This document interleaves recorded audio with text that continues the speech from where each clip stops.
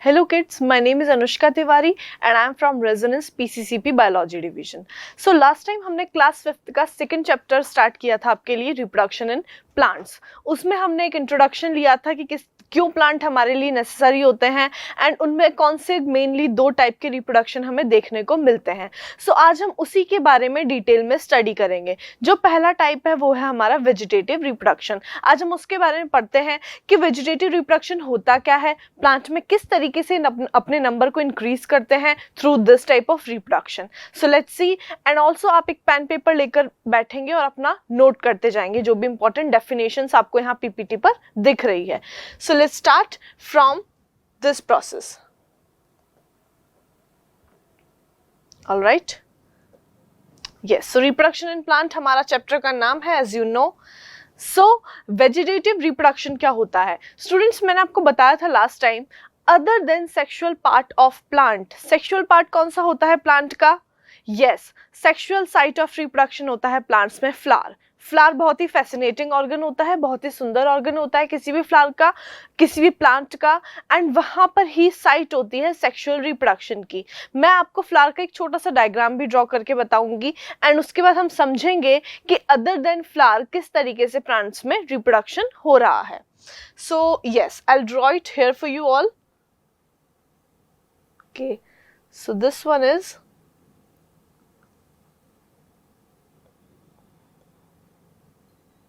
ये है female part. जो फ्लावर है उसका ये फीमेल पार्ट होता है. And this one is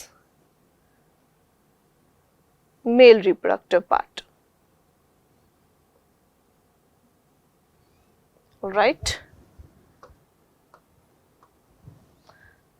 this one is a thalamus, the bulged swollen part forward with pedicel, stalk like structure, जहां से आप होल्ड करते हैं फ्लावर को. Then we have in flower beautiful petals. ये petals प्रेजेंट होती है फ्लावर के अंदर. एंड अगेन यहां प्रेजेंट होती है सेपल्स. सो ये है फ्लावर. फ्लावर का एक स्केच यहाँ पे मैंने आपके लिए ड्रॉ किया है और यही होती है फ्लावर की साइट ऑफ सेक्सुअल रिप्रोडक्शन. अगर किसी प्लांट में सेक्सुअल रिप्रोडक्शन हो रहा है तो वो यहीं पर होगा. ये है petal, these are sepals, this one is thalamus. जो बल्ज लाइक स्ट्रक्चर दिख रहा है आपको, ये प्रोट्रूडेड पार्ट स्वोलन जो है उसके ऊपर ये 4 होल्स प्रेजेंट है फ्लावर के. So this is known as thalamus. This is stalk like structure known as pedicel. Okay, this one is anther. Anther bilobed structure होता है फ्लावर का और इस पर क्या प्रेजेंट होते हैं? Pollen grains. ये है filament. Filament. This one is stigma. ये होता है स्टिग्मा. जो बेसल पार्ट है किसका? फीमेल रिप्रोडक्टिव का. Stigma. Next is style. Style is directing stigma towards the ovary side. Again this is the swollen part, basal part, ovary. यहाँ पे female egg cells present होते हैं. सो ये स्टूडेंट्स है हमारा फ्लावर का स्ट्रक्चर. इसे आप और क्लोजली समझेंगे. ये है हमारा सेंटर में फीमेल रिप्रोडक्टिव पार्ट किसी भी फ्लावर का. This one is anther and filament and also known as male reproductive part. ये जो होते हैं ये है सेपल्स. सेपल्स का क्या काम होता है? सेपल्स प्रोटेक्शन प्रोवाइड करते हैं फ्लावर को अर्ली लेवल में, या हम कह सकते हैं अर्ली स्टेज में. जब फ्लावर की बडेड लाइक स्ट्रक्चर होती है, जब वो बड के अंदर एनक्लोज्ड होता है, तो जो बाहर प्रेजेंट होते हैं ग्रीन कलर्ड स्ट्रक्चर वो सेपल्स ही होती हैं. और जैसे ही फ्लावर खिल जाता है, ग्रो कर जाता है, तो वो सेपल्स वहां पे साइड में प्रेजेंट हो जाती है. After certain point of time ये शेड ऑफ भी हो जाती है वहां से. सो ये है नीचे थैलेमस. जो बल्ज पार्ट दिख रहा है आपको, ये है thalamus. Next this is stalk like structure, जहां से आप होल्ड करते हैं फ्लावर को. This one is pedicel. तो ये बताने का रीजन स्टूडेंट्स ये था ताकि आप ये समझ पाएं कि ये है साइट ऑफ सेक्सुअल रिप्रोडक्शन. जो सेक्सुअल रिप्रोडक्शन होगा फ्लावर्स में वो यहीं पर ही होगा। As you know sexual reproduction में जो दो पेरेंट इन्वॉल्व होते हैं, मेल एंड फीमेल, वो प्लांट में, किसी भी प्लांट में यहाँ पर ही प्रेजेंट होते हैं। सो अब हम प्लांट में इस चैप्टर में ऐसे कुछ रिप्रोडक्शन वेज के बारे में बात करेंगे जिसमें अदर देन फ्लावर्स रिप्रोडक्शन का प्रोसेस प्लांट में देखने को मिल रहा है। सो वो है हमारा पहला वेजिटेटिव रिप्रोडक्शन। वेजिटेटिव रिप्रोडक्शन में क्या होता है, other than flower, other than flower क्या प्रेजेंट हुआ, root, stem and leaves. I think ये लास्ट क्लास में ही मैंने आपको बता दिया था, थोड़ा सा और इसके बारे में डिटेल में करते हैं। So it is a form of asexual reproduction. इसको वेजिटेटिव प्रोपगेशन, एसेक्सुअल प्रोपगेशन भी बोलते हैं। इसके 2-3 नेम है जिसके थ्रू ये रिप्रोडक्शन हम जानते हैं, हम समझते हैं। Occurring in plants in which a new plant grows from a fragment of the parent plant such as its root, stem and leaves। जो भी पेरेंट वाला पार्ट है उससे हमने अगर रूट, स्टेम या लीफ का कोई भी स्मॉल फ्रेगमेंट अगर पिक किया है वहां से, और उसे हमने या तो एसेप्टिक कंडीशन या प्रॉपर सेप्टिक कंडीशंस प्रोवाइड करके ग्रो किया है, तो उस पर्टिकुलर फ्रेगमेंट से, उस पर्टिकुलर पार्ट से क्या होगा, नए प्लांट का फॉर्मेशन हो जाएगा। Exactly, you heard that right. Root, stem and leaf से हो रहा है इस तरीके का प्रोपगेशन, फॉर्मेशन, रिप्रोडक्शन। ठीक है, ये चीज आपको क्लियर हुई है कि जो फ्लावर होता है वो साइट होती है सेक्सुअल रिप्रोडक्शन की, और जो अदर देन फ्लावर्स हम देख रहे हैं रूट, स्टेम एंड लीव में, उसे हम कहते हैं वेजिटेटिव प्रोपगेशन और also vegetative reproduction. So it is also defined as a process in which new plant develop from non-reproductive। देखिए आपके लिए यहाँ डेफिनेशन में प्रेजेंट है, non-reproductive पार्ट जो है वहां से फॉर्मेशन हो रहा है नए प्लांट का। Part of flower instead of reproductive part flower, yes we know that. So अब कौन कौन से मेथड्स होते होंगे, क्या क्या मेथड्स हैं जिनके अंदर हम पढ़ेंगे वेजिटेटिव रिप्रोडक्शन प्लांट्स में।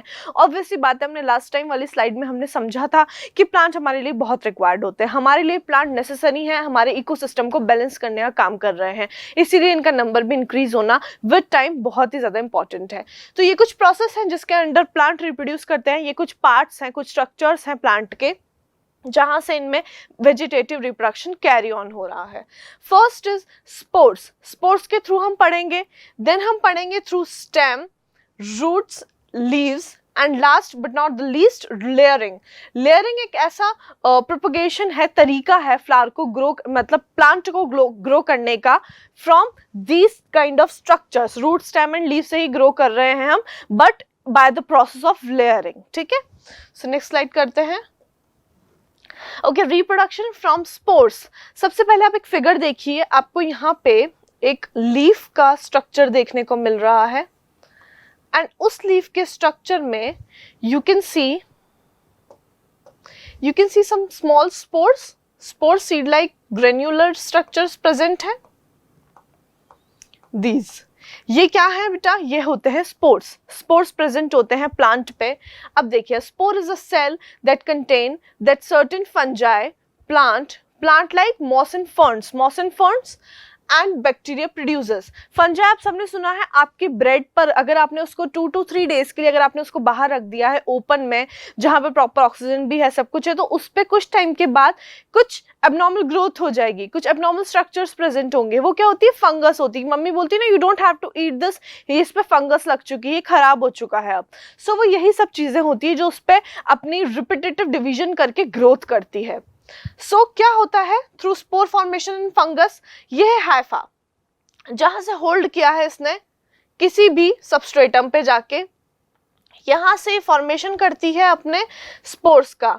स्पोर्स किस में कवर रहते हैं, एक सर्कुलर स्पोरेंजियम में, और जब ये स्पोर्स कंप्लीटली मैच्योर हो जाते हैं तो ये स्पोरेंजियम बर्स्ट आउट हो जाती है, फूट कर, यानी कि बर्स्ट होकर जितने भी स्पोर्स है उनको एनवायरनमेंट में शेड ऑफ कर देती है। ठीक है, so spores are tiny knob like structures. Tiny knob like structure दिख रहे हैं आपको, सीड जैसे छोटे छोटे, ये सब स्ट्रक्चर्स ये टाइनी नॉब लाइक ही हैं। तो टाइनी नॉब लाइक स्ट्रक्चर्स जो हैं ये सब क्या होते हैं, ये स्पोर्स होते हैं।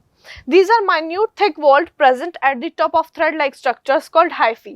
ये जो present है ना बेटा इसका, ये hyphae है, this one is hyphae, और इसी के ऊपर ये thread like, ये knob like structures present है।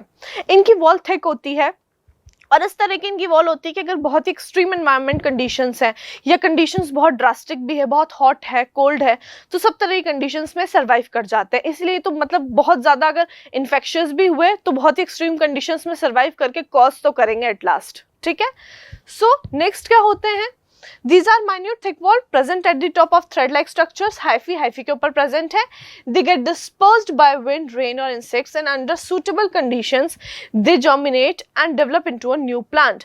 अब प्लांट में किस तरीके से प्रेजेंट है, प्लांट में जैसे फंगस अगर ग्रो कर रही है, हमने बात करी मॉसेस की, फर्न्स की, बैक्टीरिया की अगर हमने बात करी, तो ये क्या हुआ है, हाइफी से जो स्पोरेंजियम बना उसके ऊपर उससे बर्स्ट अप होकर स्पोर सब जगह स्प्रिंकल हो गए और सुटेबल एनवायरमेंट कंडीशन जैसे उन्हें मिल गई, प्रॉपर हम कह सकते हैं खाद पानी प्रॉपर मिला, तो वहां वो उस पर्टिकुलर एरिया में जर्मिनेट हो गए और नए प्लांट को उन्होंने फॉर्मेशन कर लिया। ठीक है, ऑलराइट, इतना आपको समझ में आया, आगे समझते हैं। सो प्लांट लाइक मशरूम, मशरूम तो आप सभी ने देखा होगा, इस तरीके का कैप लाइक स्ट्रक्चर होता है mushroom, see this one is here, इस तरीके से प्रेजेंट होता है मशरूम, कैप लाइक स्ट्रक्चर होता है। तो मशरूम में जनरली किस तरीके से, इस तरीके से स्पोर फॉर्मेशन करके हाइफी बनता है, देन उसके ऊपर स्पोरेंजियम बना, उसमें छोटे छोटे टाइनी स्पोर्स प्रेजेंट हुए, वो बर्स्ट हुए, देन सुटेबल सबस्ट्रेटम देख के वहां जर्मिनेट हुआ, उसके बाद उन्होंने नए प्लांट का फॉर्मेशन किया। तो ये किस तरीके से होगा, ये होगा मशरूम काइंड ऑफ प्लांट्स के अंदर। ठीक है, तो इस तरीके से वो अपनी कॉलोनीज ग्रो करते हैं आगे। Mushroom and moulds reproduces from spores यानी कि फंजाई, ये इसी तरीके से ग्रो करते हैं स्पोर फॉर्मेशन के थ्रू।